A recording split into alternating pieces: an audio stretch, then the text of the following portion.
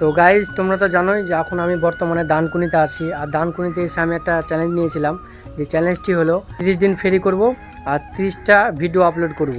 আর 30টা ফেরি করে আমি কত টাকা ইনকাম করব এই ভিডিওর মাধ্যমে জানাবো। তো আজকে হচ্ছে 3 নম্বর ব্লগ। দেখতে পাচ্ছ আজকে সকাল সকাল আমি বেরিয়ে পড়লাম। ফাইনালি গাইজ এখন বাজে প্রায় 9টা আর আমি গ্রামে চলে এসেছি। আর কালকে আমি ঘুরেছিলাম এই পাশটা, আর আজকে ঘুরবো এই গ্রামটা। এইখান থেকে যাবো, যে এইখানে একটা গ্রাম আছে, এই গ্রামটা আজকে ঘুরবো। দেখা যাক কতক্ষণ ফেরি করতে পারি।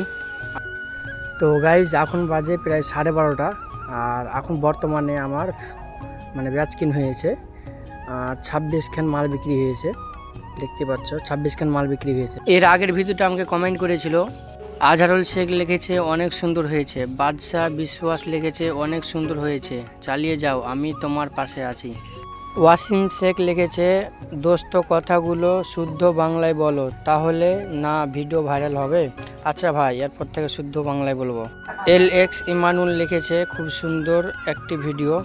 সুজান শেখ লিখেছে সুপার। আর তোমরা বেশি বেশি করে কমেন্ট করো, তোমাদের নাম উঠবে ভিডিওর মধ্যে। তো গাইজ এখন বাজে প্রায় 2টা আর এখন চলে এসেছি আবার গ্রামে খাওয়া দাওয়া করে। দেখা যাক কতক্ষণ লাগে আর ফেরি করতে। তো গাইজ এখন বাজে 3:30 আর আজকে আমি তাড়াতাড়ি ঘর যাব। আর ঘর যাওয়ার কারণটা তোমাদেরকে বলে দিই।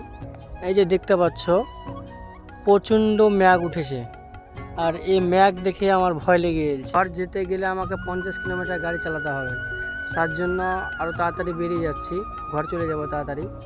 তো ফাইনালি গাইজ আমি এখন ঘরে চলে এসেছি আর এখন বাজে 5টা। আমার আসতে প্রায় 1.5 ঘন্টা লেগে গেল। আর দেখতে পাচ্ছ বাইকটা আমার, এটা ঢাকা ঢেকে দেওয়া ভালো হবে। আর এত ম্যাঘ উঠেছে, কালো হয়ে গেছে পুরো আকাশ, দেখতে পাচ্ছ। তো ভিডিও আজ এখান থেকে শেষ। আর আজকে আমার সেল হয়েছে 35 পিস।